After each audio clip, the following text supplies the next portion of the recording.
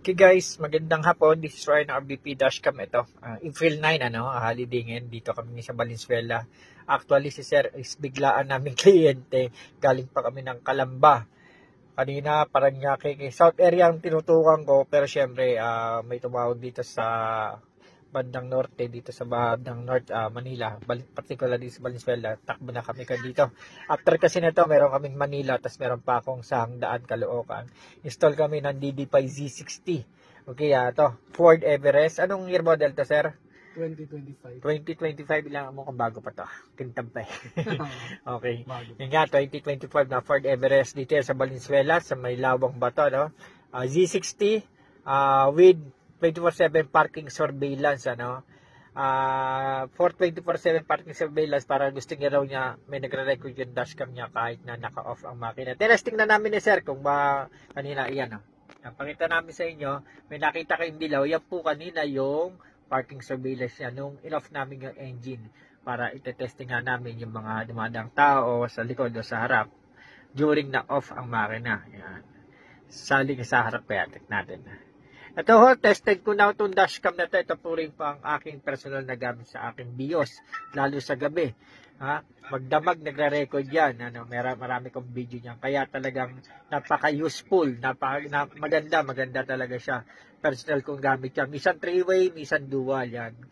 Okay, yan yung pinaka niya, parking surveillance yung may dilaw. Kasi pag regular video niya, yung walang pag driving, yung walang yellow. Yan. Tapos yung mga video niya, pwede nyo dyan makita. At dito na rin kayo mag-save ng mga video. Yan ang maganda sa kanya. 4K resolution, front and back recording. Ford,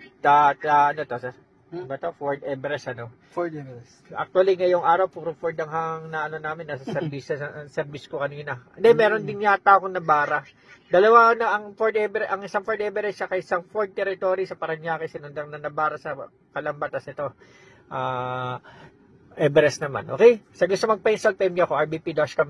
My number is 099318331375909437 DD5 Z60 na dual camera dashcam. Tapos yun nga, medyo mas malinis talaga actually pag naka-hardware kasi hindi na tayo nakikisaksak dito. Hindi na tayo dyan nakikita. Bagamat pwede. Sa kinabitan ko kanina sa wild track, dyan namin inilagay. Kasi gusto ng aking client na dito daw magsaksak. Yan, kaya dyan kami nilagay. Tapos yan, ginagapang namin yung wire dito. Yan. Tapos rekta na sa fuse box. Yan ang maganda. Rekta sa fuse box. Wala nang nakakalat na wire. Bakante yung ating USB at yung ating lighter socket dito sa ilalim. Bagamat pwede namang gamitin. Nasa inyo kung anong gusto nyo. Kung lighter socket ba or hardwire type ang inyong dashcam. Okay, maraming salamat. Dito, medyo madalit. Dalawa pa yung nakapila. May isang humabol sa Hangdaan, Caloocan. Nakawisan ng maga, pero bukas na lang. Okay, thank you guys. Thank you sa gusto magpa-install RBP Dashcam. Yun po yung aking Facebook page. Ako po yung nag-o-service kahit sa ang lupalop ng Metro Manila, karating lugar na probinsya, tulad ng Norte, yung Pangasinan, Bulacan, Pampanga, Bisaya. Ganun din naman sa Southern, Tagalog. Yan yung ating Quezon, Cavite, Laguna, Batangas yan. Thank you lang ako. Free service. Okay, thank you God.